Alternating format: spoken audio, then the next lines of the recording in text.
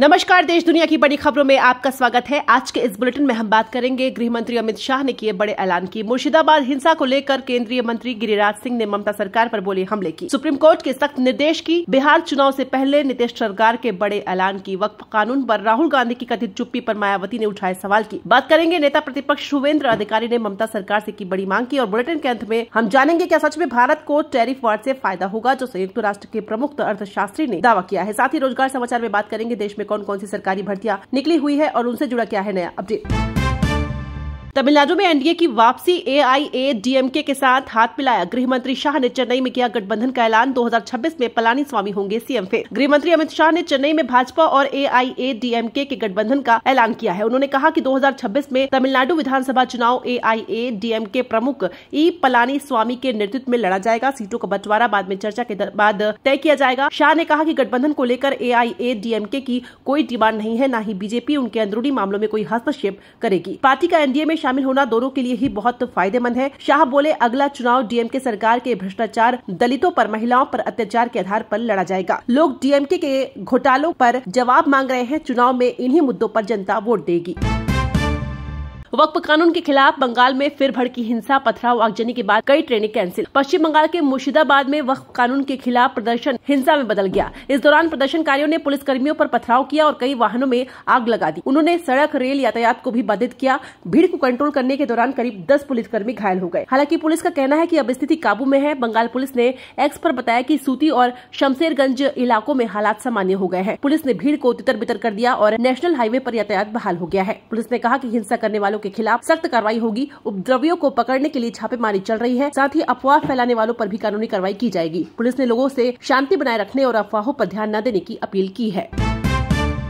मायावती ने वक्फ कानून पर राहुल गांधी की कथित चुप्पी पर उठाए सवाल। कहा मुसलमानों का गुस्सा होना स्वाभाविक। बहुजन समाज पार्टी की सुप्रीमो मायावती ने वक्फ कानून को लेकर कांग्रेस नेता राहुल गांधी की आलोचना की। उत्तर प्रदेश की पूर्व मुख्यमंत्री मायावती ने एक्स हैंडल पर कहा कि राहुल गांधी ने संसद में लंबी बहस के दौरान वक्फ संशोधन विधेयक पर नहीं बोला। इस मुद्दे पर मुसलमानों का गुस्सा होना स्वाभाविक है। मायावती ने कहा कि वक्फ संशोधन बिल पर लोकसभा में हुई लंबी चर्चा में नेता प्रतिपक्ष राहुल गांधी का कुछ नहीं बोलना, अर्थात सीएए की तरह संविधान उल्लंघन का मामला होने के विपक्ष के आरोप के बावजूद इनका चुप्पी साधे रहना क्या उचित। इसे लेकर मुस्लिम समाज में आक्रोश व उनके इंडिया गठबंधन में भी बेचैनी स्वाभाविक है। बसपा प्रमुख ने एक अन्य ट्वीट में कहा कि वैसे भी देश में बहुजनों के हित, कल्याण एवं सरकारी नौकरी व शिक्षा आदि में इन वर्गों के आरक्षण के अधिकार को निष्प्रभावी व निष्क्रिय बनाकर इन्हें वंचित रखने के मामले में कांग्रेस, भाजपा आदि ये पार्टियां बराबर की दोषी है। धार्मिक अल्पसंख्यकों को भी इसके छलावा से बचना जरूरी है। ईवीएम को हैक किया जा सकता है। तुलसी गबार्ड ने अमेरिका में छेड़ी बहस। ईसीआई बोला भारत में असंभव। अमेरिका के नेशनल इंटेलिजेंस डायरेक्टर तुलसी गबार्ड ने दावा किया है कि इलेक्ट्रॉनिक वोटिंग मशीनों यानी ईवीएम को आसानी से हैक करके चुनावी नतीजों में हेरफेर की जा सकती है। उन्होंने कहा कि अमेरिका में बैलेट पेपर से चुनाव होने चाहिए ताकि लोग चुनाव की पारदर्शिता पर भरोसा कर सकें। भारत के चुनाव आयोग ने फिर से एक बार साफ कर दिया है कि भारत की ईवीएम एकदम सेफ है। इलेक्शन कमीशन ने कहा कि ईवीएम को विदेशी संदर्भ से जोड़कर देखना बिल्कुल सही नहीं है। वहीं चुनाव आयोग के सूत्रों ने बताया कि भारत में इस्तेमाल की जाने वाली ईवीएम कुछ देशों में इस्तेमाल की जाने वाली इलेक्ट्रॉनिक वोटिंग सिस्टम से अलग है। यहाँ पर इस्तेमाल की जाने वाली ईवीएम सटीक कैलकुलेटर की तरह है। इसका इंटरनेट, वाईफाई या इंफ्रारेड से कोई संपर्क नहीं है। इसमें किसी भी तरह की छेड़छाड़ नहीं की जा सकती है।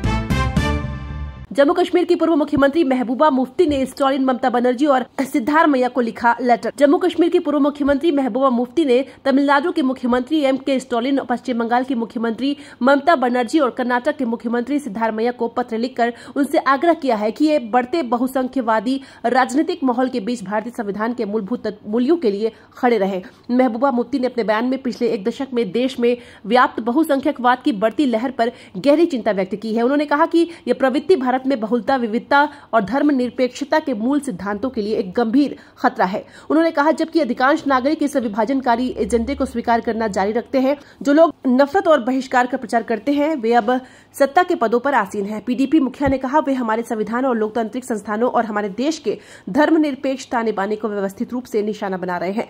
अल्पसंख्यकों, विशेष रूप से मुसलमानों को इन कार्रवाइयों को खामियाजा भुगतना पड़ रहा है। इसका नवीनतम उदाहरण नए वक्फ कानूनों का मनमाना प्रवर्तन है, जो हमारी धार्मिक स्वतंत्रता को कमजोर करता है।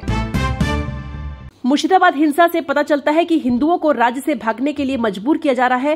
सीएम ममता के सामने केंद्रीय मंत्री गिरिराज सिंह ने रखी मांग। बंगाल के मुर्शिदाबाद में हिंसा को लेकर केंद्रीय मंत्री गिरिराज सिंह ने पश्चिम बंगाल की मुख्यमंत्री ममता बनर्जी पर हमला बोला और कहा कि हिंदुओं को राज्य से भागने के लिए मजबूर किया जा रहा है। उन्होंने कहा कि बंगाल में हिंदू बिल्कुल भी सुरक्षित नहीं है। गिरिराज सिंह ने ममता बनर्जी से मांग करते हुए कहा कि मुस्लिमों के साथ साथ हिंदुओं की सुरक्षा भी आपकी ही जिम्मेदारी है, लेकिन हिंदू के साथ अत्याचार किया जा रहा है। उन्होंने कहा कि मुर्शिदाबाद हिंसा से पता चलता है कि हिंदुओं को पश्चिम बंगाल से भागने के लिए मजबूर किया जा रहा है।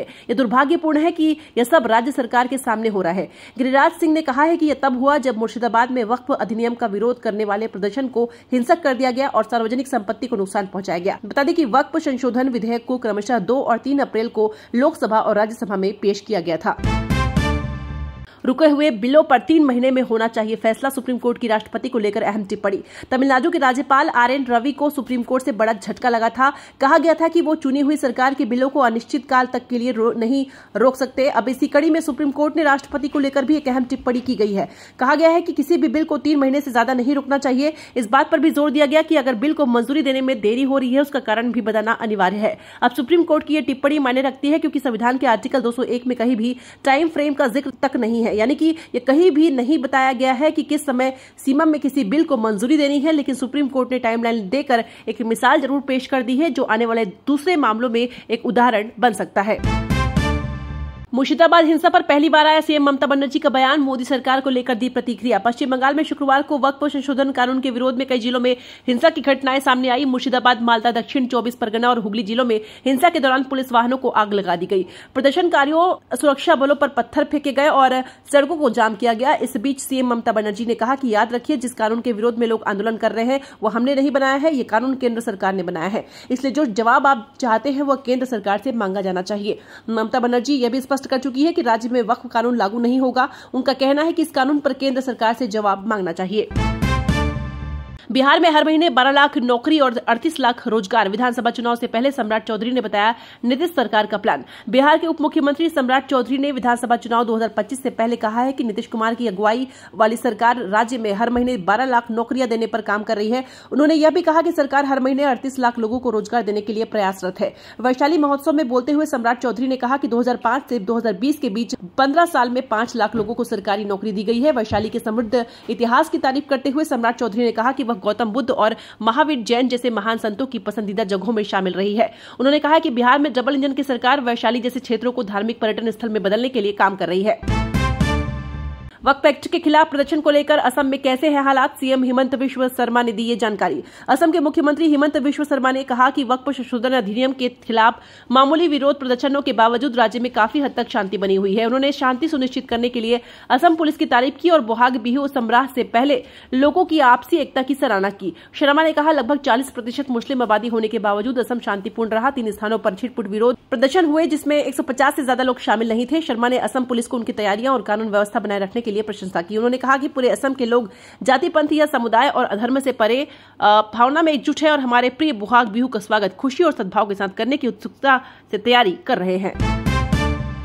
अनुच्छेद 355 हो लागू, केंद्रीय बलों की तैनाती की जाए। बंगाल हिंसा के बीच सुवेंद्र अधिकारी की बड़ी मांग। वक्फ संशोधन अधिनियम के खिलाफ पश्चिम बंगाल के कई स्थानों से हिंसा की खबर है। इस बीच बंगाल विधानसभा में विपक्ष के नेता सुवेंदु अधिकारी ने हिंसा और अराजकता पर चिंता जताई है। उन्होंने एक समूह के विरोध प्रदर्शन को हिंसा का जिम्मेदार ठहराया है। अधिकारी ने इन्हें संविधान का विरोध करने वाले कट्टरपंथी कहकर संबोधित किया। एक्स पर अपनी पोस्ट में सुवेंदु ने आरोप लगाया कि सार्वजनिक और निजी संपत्तियों को नुकसान पहुंचाया जा रहा है, सार्वजनिक सुरक्षा से समझौता किया जा रहा है। आगे लिखा कि पश्चिम बंगाल में कट्टरपंथियों के एक खास समूह के विरोध प्रदर्शन के नाम पर बड़े पैमाने पर हिंसा और अराजकता को देखा जा सकता है। वही लोग सड़कों पर उतरे हैं जिन्होंने साफ तौर पर कहा है कि वे भारत के संविधान के खिलाफ है और देश के कानून का विरोध करेंगे। अधिकारी ने आगे कहा कि सार्वजनिक और निजी संपत्तियों को मनमाने ढंग से नुकसान पहुंचाया जा रहा है। आम लोग इन कट्टरपंथियों की क्रूर भीड़ की दया पर हैं। ट्रम्प टैरिफ से दुनिया की जीडीपी में 3% की आएगी गिरावट। भारत पर होगा ये असर। अमेरिकी राष्ट्रपति द्वारा दुनिया भर के देशों पर लगाए गए टैरिफ का आकलन जारी है। हालांकि इस बीच ट्रम्प ने बहुत सारे देशों पर 90 दिन तक टैरिफ पे बढ़ोतरी के फैसले को टाल दिया है, लेकिन चीन पर उन्होंने 145% टैरिफ लगाया है। इस बीच दुनिया भर के अर्थशास्त्री इस टैरिफ का दुनिया की अर्थव्यवस्था पर पड़ने वाले असर का आकलन कर रहे हैं। संयुक्त राष्ट्र के एक प्रमुख अर्थशास्त्री के अनुसार अमेरिका द्वारा लगाए गए नए शुल्कों के चलते वैश्विक व्यापार में लगभग 3% की गिरावट देखने को मिल सकती है। इस गिरावट के चलते अमेरिका और चीन जैसे बड़े बाजारों से निर्यात अब भारत, कनाडा और ब्राजील जैसे देशों की ओर स्थानांतरित हो सकता है, यानी कि भारत को इस टैरिफ वार में फायदा मिलने की उम्मीद है। 57 मिनट तक डाउन रहने के बाद ठीक हुई यूपीआई सर्विस, यूजर्स को पेमेंट करने में आई बड़ी परेशानी। देश भर में यूनिफाइड पेमेंट्स इंटरफेस यूपीआई सेवा में तकनीकी गड़बड़ी मिली है, जिसकी वजह से डिजिटल लेन देन ठप हो गए। इससे पेटीएम, फोन पे और गूगल पे जैसे प्रमुख ऐप्स के यूजर्स को पेमेंट करने में भारी परेशानी का सामना करना पड़ा। करीब 57 मिनट तक डाउन रहने के बाद यूपीआई सर्विस को रिस्टोर कर लिया गया है। National payments corporation of India NPCI ने देश भर में यूपीआई सेवा में आई रुकावट को लेकर आधिकारिक बयान जारी किया। इस बयान में कहा गया कि एनपीसीआई इस समय कुछ तकनीकी समस्याओं का सामना कर रहा है, जिसकी वजह से कुछ यूपीआई लेन देन आंशिक रूप से असफल हो रहे हैं। हम इस समस्या को हल करने के लिए काम कर रहे हैं और आपको लगातार अपडेट देते रहेंगे। हमें हुई असुविधा के लिए खेद है। किसान आंदोलन में टोल प्लाजा बंद करने से 1639 करोड़ का नुकसान पंजाब सरकार से वसूलेगा केंद्र। किसानों द्वारा पंजाब में अक्टूबर 2020 से नवंबर 2025 तक नेशनल हाईवे के टोल प्लाजा बंद करवाने से लगभग 1639 करोड़ रुपए का नुकसान हुआ है। यहां भारी भरकम नुकसान केंद्र सरकार पंजाब सरकार से वसूलेगी।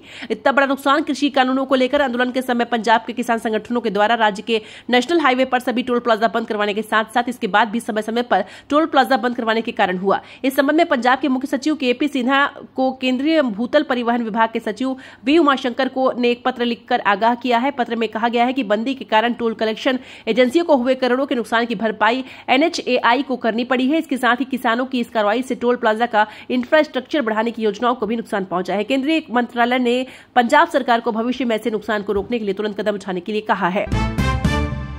इस हफ्ते सोने चांदी में रही तेजी। सोना 2339 रुपए महंगा होकर 93,353 रुपए हुए पर पहुंचा। चांदी 92,929 रुपए किलो बिक रही। सोने चांदी के दामों में लगातार उतार चढ़ाव देखने को मिल रहा है। इस बीच एक बार सोने की कीमत में उछाल देखने को मिली है। India Boolean and jewellers association के अनुसार पिछले रविवार को सोना 91,014 रुपए पर था, तो जो अब 93,353 रुपए प्रति 10 ग्राम पर पहुंच गया, यानी कि इस हफ्ते इसकी कीमत 2,339 रुपए बढ़ी है। वहीं चांदी की बात करें तो ये पिछले रविवार को 92,910 रुपए पर थी, जो अब 92,929 रुपए प्रति किलोग्राम पर पहुंच गई है। इस तरह इस हफ्ते इसकी कीमत 19 रुपए बढ़ी है। हमें उम्मीद है कि यह बुलेटिन आपको पसंद आई होगी। आपकी राय हमारे लिए कीमती है, तो कमेंट में जरूर बताएं कि कौन सी खबर ने आपको सबसे ज्यादा प्रभावित किया।